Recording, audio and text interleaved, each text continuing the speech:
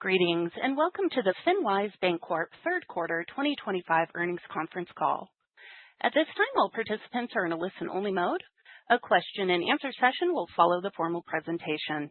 If anyone should require operator assistance during the conference, please press *0 on your telephone keypad. Please note this conference is being recorded.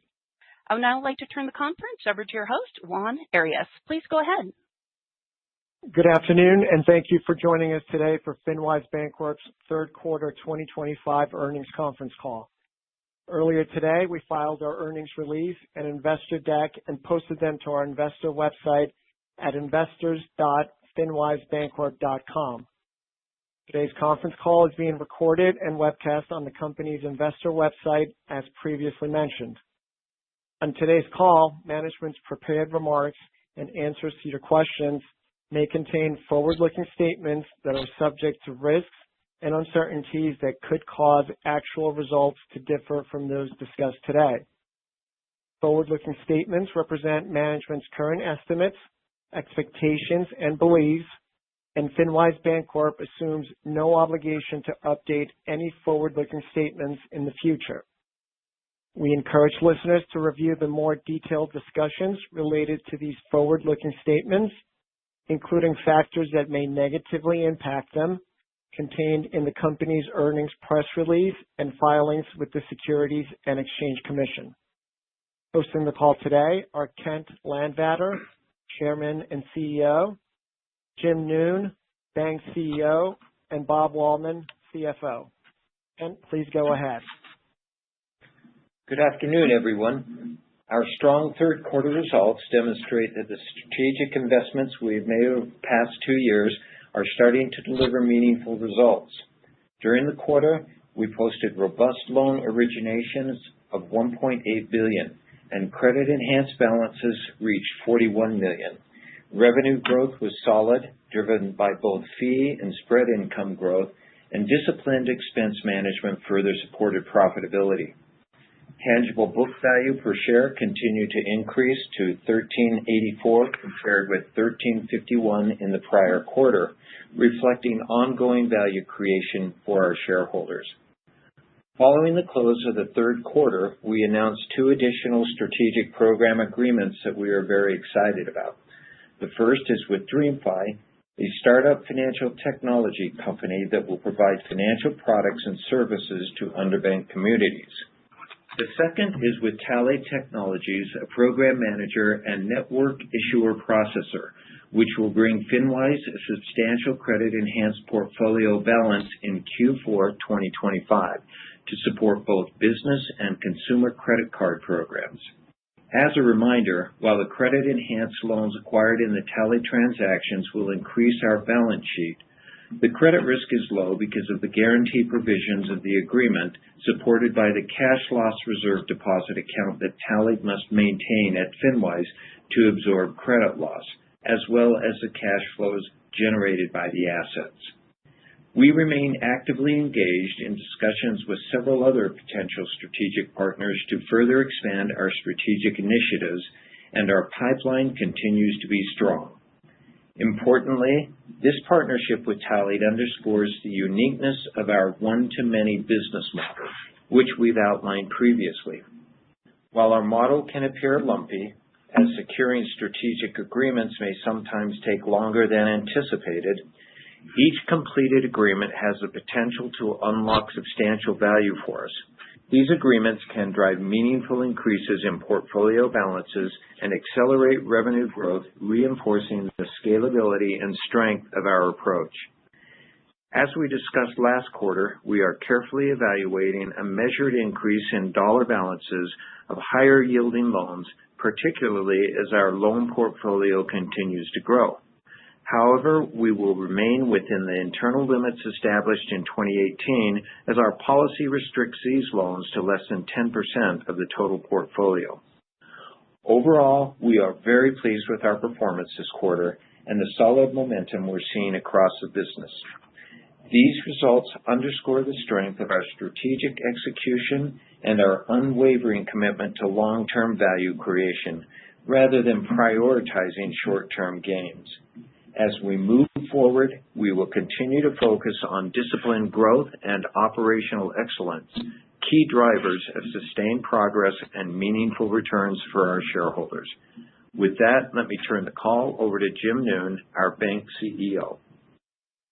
Thank you, Ken. The strong momentum from recent quarters continued into Q3, as evidenced by loan origination volume totaling $1.8 billion, a 21% increase quarter over quarter, and a 24% increase year over year. Key drivers included a seasonal uptick from our largest student lending partner, in line with the academic calendar, and continued ramp and maturation from new programs we have launched over the past several years. While macroeconomic conditions and demand trends may shift intra-quarter, originations through the first 4 weeks of October 2025 are tracking at a quarterly rate of approximately $1.4 billion. This reflects the expected seasonal deceleration from our largest student lending partner and fewer business days in the quarter due to multiple holidays. We expect a 5% annualized rate of growth in originations from this $1.4 billion quarterly level during 2026 is appropriate, based on organic growth right now. We are also pleased that credit-enhanced balances reached $41 million at the end of the third quarter. To support your modeling efforts of these assets, let me provide an outlook for the remainder of 2025 and into 2026. Incremental organic growth in credit-enhanced balances is running at approximately $8 million in October, and we are currently comfortable projecting $8 million per month in incremental organic balances for each November and December of 2025. Additionally, as previously mentioned, our recently announced agreement with program manager Tally Technologies is scheduled to close on December 1st. We anticipate this transaction to contribute approximately $50 million in credit-enhanced balances late in the quarter, for a projected total of approximately $115 million in credit-enhanced balances by the end of the fourth quarter. This compares to our prior expectations for $50 to $100 million by the end of the fourth quarter this year. Looking ahead to 2026, we are currently comfortable with organic growth in credit-enhanced balances of $8 to $10 million per month right now. Quarterly SBA 7(a) loan originations declined 7.8% quarter over quarter and are up 68% year over year.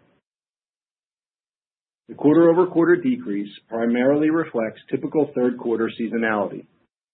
Importantly, the recent federal government shutdown may impact FinWise's SBA lending operations in the following ways. First, loan approvals. While FinWise can work with applicants to prepare documentation and complete bank underwriting, all new loan approvals for the 7(a) and 504 loan programs are currently suspended. Second, loan closings. FinWise can close previously approved loans if there are no change actions requiring SBA approval, but some loan closings will be impacted until the government reopens. Third, secondary market sales. Loan sales require approval by the fiscal transfer agent, and this is currently suspended during the government shutdown. Loan servicing is not materially impacted by the shutdown, and we also do not anticipate the government closure will be detrimental to credit quality, as FinWise does not need SBA approval for most of the actions we take in servicing and liquidation. While our SBA lending is impacted by the current government shutdown, this has happened in the past when Congress was unable to agree on budgetary matters. And FinWise was successful in managing its pipeline of loan applicants, loan closings, and loan sales through similar periods. We continue to monitor the situation closely and remain focused on maintaining strong pipeline activity heading into Q4. During the past quarter, we continued to sell guaranteed portions of our SBA loans as market premiums remained favorable.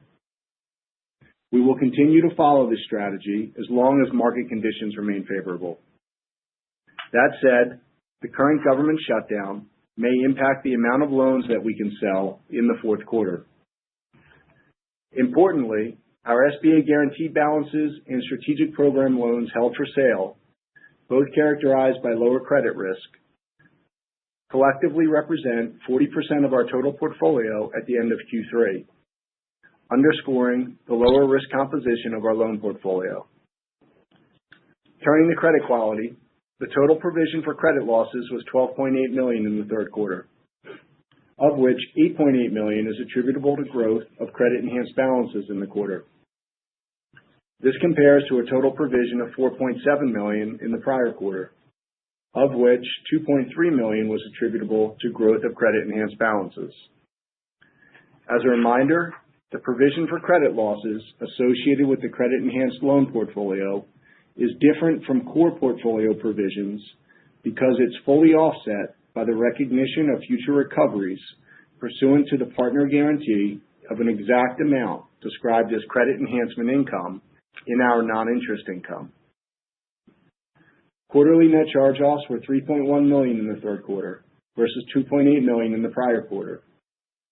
For modeling purposes, we continue to believe that approximately $3.3 million is a good quarterly number to use. This level has remained consistent on a quarterly basis over the last 2 years, and it's in line with our expectations following the portfolio de-risking initiative we implemented a little over 2 years ago. During Q3, only $3 million in loans migrated to NPL, bringing our total NPL balance to $42.8 million at the end of the quarter. This modest increase was mostly due to SBA 7A loans classified as NPL and compares to guidance on our prior call that up to $12 million in balances could migrate during the third quarter. The lower than expected migration reflects the team's proactive efforts in selling collateral, securing paydowns, and receiving reimbursements on the guaranteed portions of SBA loans that have become classified. Of the $42.8 million in total NPL balances, $23.3 million, or 54%, is guaranteed by the federal government, and $19.4 million is unguaranteed. Looking ahead, while we expect a gradual moderation in NPL migration as loans underwritten in lower interest rate environments continue to season, migration may remain lumpy. For the fourth quarter, we anticipate that approximately $10 to $12 million in watch list loans could migrate to NPL. I will now turn the call over to our CFO, Bob Wallman, to provide more detail on our financial results. Thanks, Jim, and good afternoon, everyone. We reported net income of $4.9 million for the third quarter, representing a 19% increase from the $4.1 million reported in the prior quarter and a 42% increase year over year. Diluted earnings per share rose to 34 cents, up from 29 cents in the previous quarter and 25 cents in the same quarter last year. These results reflect strong operational execution and sustained business momentum across our core segments. Our strong performance was driven by several factors, including a notable increase in loan originations and a significant rise in credit-enhanced balances. These trends contributed to higher net interest income, reflecting increased average loan balances across both our held-for-investment and our held-for-sale portfolios. This was partially offset by the reversal of interest income on newly classified non-accrual loans. We also posted solid non-interest income, largely driven by a substantial increase in strategic program fees and higher gain on sale of loans. As a reminder, for accounting purposes, credit-enhanced income is an offset to the provision for credit losses on the credit-enhanced loan balances, and net does not have an effect on net income. On the expense side, the increase in credit-enhanced expenses is for the servicing and the guarantee on the credit-enhanced loans, so reflects the growth in the credit-enhanced loan portfolio. Excluding the credit-enhanced expenses, we remain disciplined with our compensation and other operating expenses. Total end-of-period assets reached nearly $900 million for the first time in the company's history. This achievement reflects robust balance sheet expansion fueled by sustained loan growth and our disciplined approach to capital deployment. Average loan balances, including held for sale and held for investment loans, totaled $683 million for the quarter compared to $634 million in the prior quarter. This increase included notable growth in strategic program loans with credit enhancement, commercial leases, residential real estate, and owner-occupied commercial real estate. Average interest-bearing deposits were $524 million compared to $494 million in the prior quarter. The sequential quarter increase was driven mainly by an increase in wholesale time certificates of deposit, but we also had a modest pickup in other deposit categories, including demand, savings, and money market deposits. Net interest income increased to $18.6 million from the prior quarter's $14.7 million, primarily due to an increase in credit-enhanced balances and rates in the held for investment portfolio and the higher average balances in the strategic program loans in the held for sale portfolio, partially offset by higher average balances of brokered CD accounts. Net interest margin increased to 9.01% compared to 7.81% in the prior quarter, driven mainly by growth in the credit-enhanced portfolio, offset in part by accrued interest reversals on loan migrating to non-accrual during the prior quarter. As a reminder, the net interest margin can be affected by specific terms of each new credit-enhanced loan program or by the mix of loan growth of existing credit-enhanced portfolio. While generally new credit-enhanced agreements will expand the NIM from the current levels, some agreements could cause NIM to compress. In terms of a net interest margin outlook, for the fourth quarter, we could see some compression in the margin relative to Q3. This is primarily driven by the onboarding of a substantial volume of average balances through our new strategic partnership with Tally. While this initiative supports overall revenue growth, the revenue contribution from these balances is bifurcated between net interest income and interchange fees. As a result, a portion of the revenue generated by this agreement will be captured in net interest income, and a portion will be captured in non-interest income. As a portion of the economic benefit to FinWise will be captured in non-interest income, the resulting net interest margin from adding this program may be lower than expected. Looking beyond the fourth quarter, we suggest thinking about our net interest margin in two distinct ways, including and excluding credit-enhanced balances. When including credit-enhanced balances, the margin is projected to increase, supported by the continued expansion of our credit-enhanced loan portfolio and strategic efforts to lower our cost of funding. This upward trend is expected to persist until growth in these balances begins to moderate. Conversely, excluding credit-enhanced balances, we anticipate a gradual decline in margin consistent with our ongoing risk reduction strategy. Fee income was $18.1 million in the quarter compared to $10.3 million in the prior quarter. The sequential quarter increase was primarily driven by the substantial increase in credit enhancement income, continued growth in strategic program fees due to stronger originations, and gains on sale of loans. As noted earlier, credit enhancement income is fully offset by the provision for loan losses related to credit-enhanced loans and increases as we grow our credit-enhanced loan balances outstanding each quarter. Non-interest expense for the quarter totaled $17.4 million, an increase from $14.9 million in the prior quarter. The pickup was primarily driven by higher credit enhancement expenses, including the servicing and cost of the guarantees on the credit-enhanced loans, reflecting the continued growth in the credit-enhanced loan portfolios. Importantly, when excluding credit enhancement costs, operating expenses increased only modestly, with the uptick largely concentrated in other operating expenses. This was mainly due to servicing expenses associated with the balance sheet programs of our strategic programs. The reported efficiency ratio is 47.6% versus 59.5% in the prior quarter.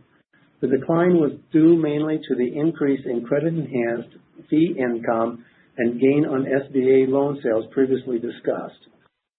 Removing the income statement effects of the credit-enhanced loans, a non-GAAP measure, the efficiency ratio was 59.7% versus 65.3% in the prior quarter, implying solid operating leverage in the quarter due to strong revenue growth and disciplined expense management.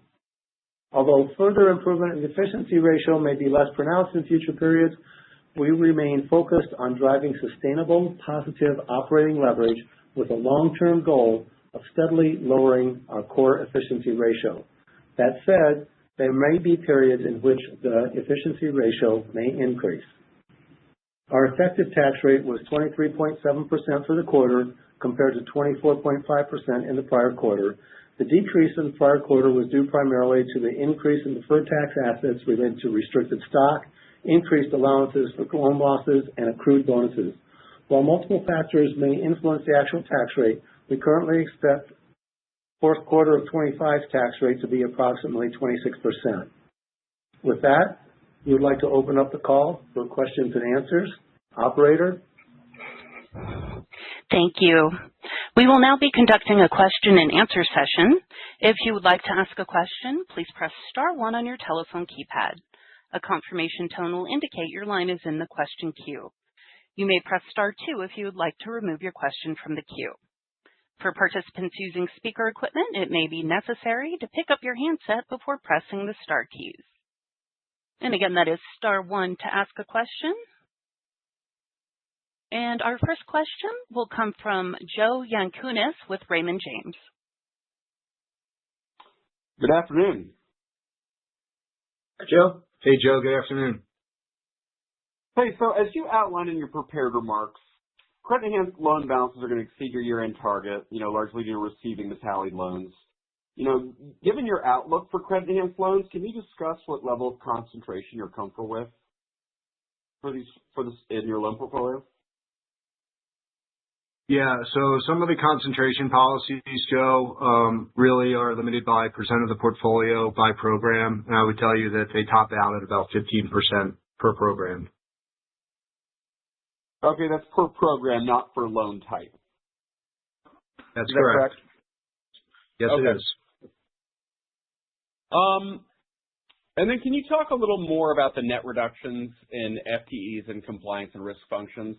I understand the percent of employees in these oversight roles remained unchanged, but was there any new systems that you put in place to automate certain functions to allow fewer employees to oversee more volume? The employee right now, the number has dropped a little bit. It's not due to any AI or what have you in the system. It's just us being very disciplined about what we're doing here. However, we are analyzing, as many other banks are, potential efficiency impacts from AI. Okay, I appreciate it. And then just a couple kind of clarification questions for me. And forgive me if this has already been covered, but what is the difference between credit enhancement program expenses and credit enhancement guaranteed expenses? So we're just being more specific. What was in previous periods referenced as credit enhancement expenses is referring to the the amount that we're paying for guarantees on those credit enhancement programs. The other component piece that's included in the expense section but is not specified, was not being included in what was previously described as credit enhanced expenses, is a servicing cost related to those credit enhancement loans. But that's rather insignificant relative to the guarantee amounts that are being paid. Okay, perfect. And then just kind of last clarification question for me. You talked about some accrued interest reversals in the quarter. Can you quantify that impact? Could you repeat the question, please? The accrued interest reversals in the quarter that boosted loan yields and the NIM? Oh, yeah, that was the accrued interest reversal during the period was about $175,000. So that is when a loan goes non-performing and we have to reverse the interest that had previously been accrued on a loan when it reaches 90 days past due. That was $175,000 in this quarter compared to $514,000 last quarter. right. Well, I appreciate that. Thanks for taking my questions. Thanks, Joe. Our next question comes from Andrew Terrell with Stephens Inc. Hey, good afternoon. Hey, Andrew. Just thinking about kind of net growth of the balance sheet into the coming year. Jim, I appreciate the guidance you gave around the credit enhance. That's really helpful. But should we expect the entirety of your loan growth going forward to come from that credit enhance product or products, or should we expect growth in any areas outside of that? I think you'll see growth, across the board, Andrew. I think that would be the primary driver, though. That's where you'll see the biggest pickup. If you look at our SBA portfolio, we've kind of been, selling about as much production as we're putting on the guaranteed portions, at least in the last, quarter or two. You're getting, in the equipment leasing, you see, upticks each quarter. But yes, generally the credit enhanced portfolio is where the meaningful growth on the portfolio side will come from. Okay, got it. And then you're going to outperform this 50 to 100 million guide. It sounds like by the time we end this year, and if we kind of extrapolate the baseline you're talking of monthly growth for 2026, it implies just a little more than $100 million of credit enhanced growth in 2026. I'm just curious, what could cause you to deviate either positively or even negatively versus kind of this established baseline we're thinking about for 2026?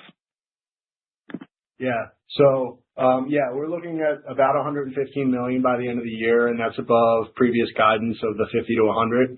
So we're happy about that. Like you mentioned, we're currently comfortable with organic growth there, call it starting January 1 of about 8 to 10 million based on what we're currently seeing in trends. So what would cause us to, outperform that? It would be an acceleration. There's 4 live programs today, Andrew. And then there's the 5th program coming online in December with Tallied. Of the 4 live programs, 2 have kind of good established trends month over month. I would say 2 are still kind of lagging as far as just, growth. So if you have, those 2 programs start to hit more of their stride, you could have upside. On the downside, I would say really, if you have some material weakness in performance, when we underwrite these, we stress them, pretty highly, both with 50% and 100% stress on charge-off rates, and then we look at high water marks. But, if we have meaningful deterioration in performance there and we have to, stop originations for one of those programs, that's where you would see, underperformance versus the kind of trend that we're talking about, 115 to start the year and then $8 to $10 million of organic growth monthly throughout the year. Got it. Okay. And if I could clarify one on the expenses, I'm looking at the credit enhancement guarantee expense of 1.720 in the quarter, compared to, in the adjustment section, you're breaking out the total credit enhancement program expense of 1.968. Is the delta of that what you're referring to is the, kind of the incremental servicing costs that I'm assuming would be kind of variable as this loan portfolio grows? Yes, it is. That would be the difference. Okay, and it is variable, so increases going forward? Like the servicing cost is typically stated as a percentage of the assets, and so that will vary as the program matures and grows. Yep. Okay, and so if I look at that was in kind of the other expense line in the third quarter that stepped up. It essentially implies, the other expense stepped up, 400,000 or so in the quarter. I'm just curious, any other specific drivers to the step up in the other expense? I'm just trying to get kind of a clean run rate. Well, the largest one that you noted there was the servicing expenses on these credit-enhanced portfolios. The other changes that are included in there is deposits are higher, so we have a little bit higher FDIC deposit insurance assessment, and then just generally data services and software costs are included in there that also increase. Yep. Okay. Perfect. Well, thank you for taking the questions. No problem. Thanks, Andrew. And as a reminder, if you'd like to ask a question, please press star 1 on your telephone keypad. And we'll go next to Brett Rabatin with Hovde Group.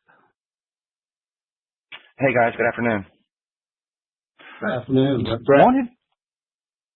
Wanted to ask a question on the credit enhancement. Some of the loans that you're adding through these programs are credit enhanced and some are not guaranteed. Can you maybe break apart the decision on what you're doing with the two pieces there and why there's two buckets? Yeah, so I think you're probably looking at the table on page 5 of the earnings release, Brett. Is that right? Yep. Yeah. Okay. So you've got two kind of sub-line items there under strategic program loans, one with credit enhancement, and that's the credit enhancement program that we've been talking about, and it's been starting to become a meaningful growth driver of assets in the portfolio. The without credit enhancement, those are, you can call them like full risk retention programs that we have. We have there's 4 active programs there. Most of them were retention programs that we've been active with really over the last 4 or 5 years. We had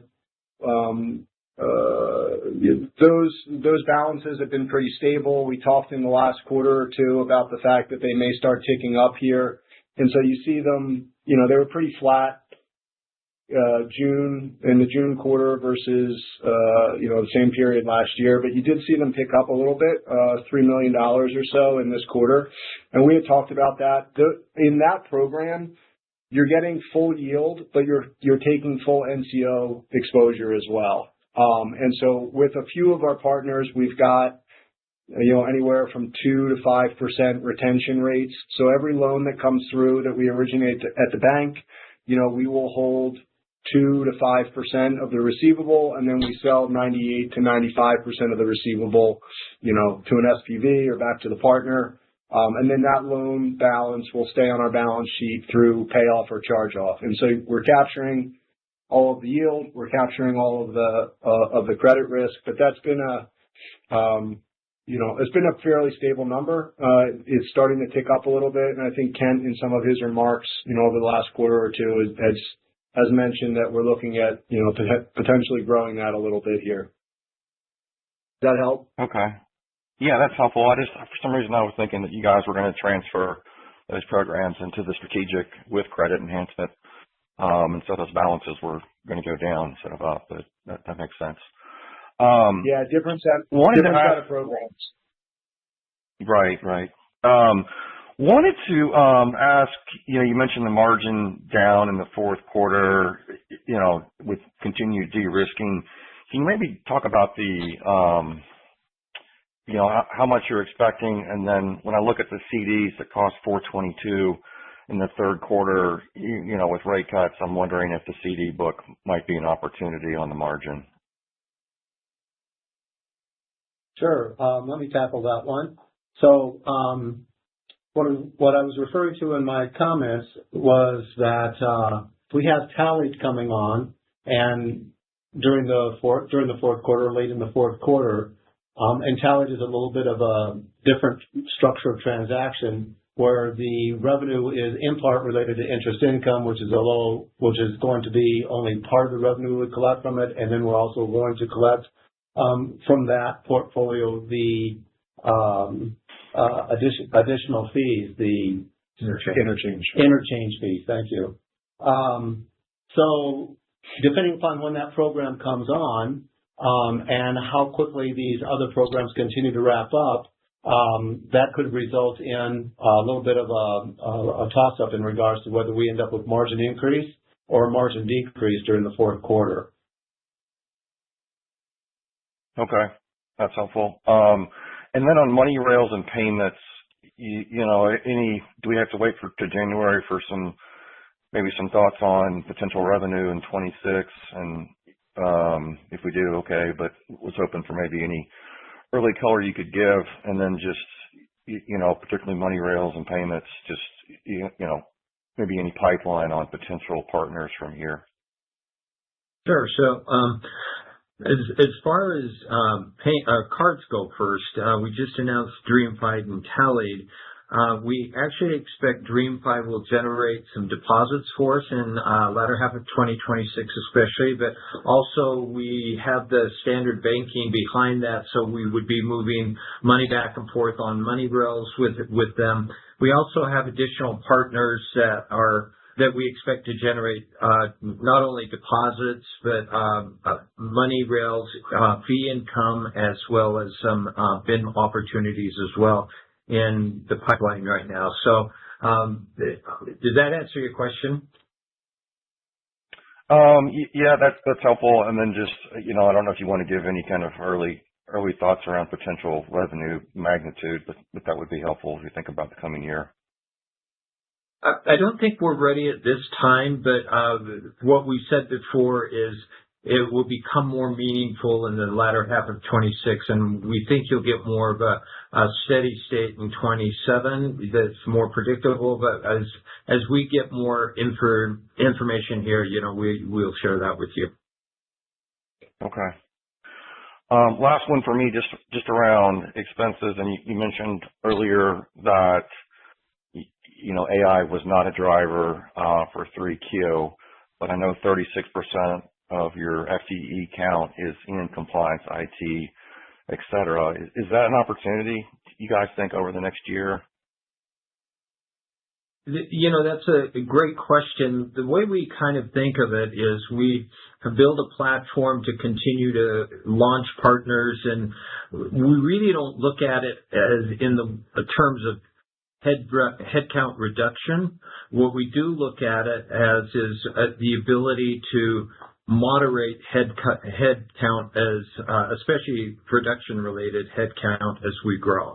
And so that's really where we see the lift there, because we do have a lot of requirements and oversight and so forth that we think we're right-sized there, but future growth is where we see the opportunity. Okay. Fair enough. Thanks for all the color, guys. No problem. And ladies and gentlemen, thank you for your participation. This does conclude today's teleconference. You may disconnect your lines and have a wonderful day.